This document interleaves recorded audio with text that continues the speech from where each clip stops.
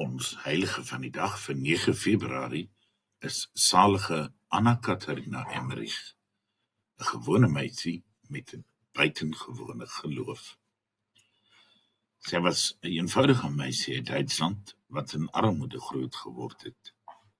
Sy het nie baie gehad nie, maar van kleins af het sy sterk vertroue in God getoon. Sy het visioene gehad van Jesus, Maria en die heiliges. En hierdie drome het haar gehelp begryp net hoe naby God aan mense is.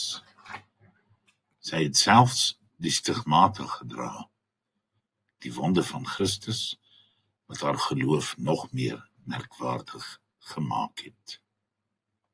Al wat sy sieklik en swak, het sy nooit in haar geloof gehuiwer nie. Sy het haar lewe aan gebed en naastediens gewy. Haar visioene is van vroeg af noukeurig opgeteken en het tot vandag toe nog miljoene mense geïnspireer. Selfs in moderne films oor Jesus se lyding is daar van haar visioenbeskrywings gebruik gemaak om die lyding uit te beeld.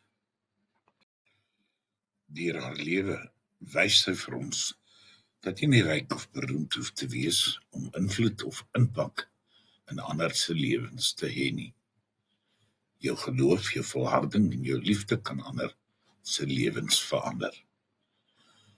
In 2004 is sy deur Paus Sint Johannes Paulus II salig verklaar, 'n amptelike erkenning van haar nabyheid aan God reeds hier op aarde. Anna-Katharina se lewe herinner ons, God gebruik gewone mense om buitengewone dinge te doen. Haar storie is 'n uitnodiging vir jou en my om ons eie geloof ernstig op te neem en te glo dat tot die kleinste daad van liefde 'n groot verskil kan maak.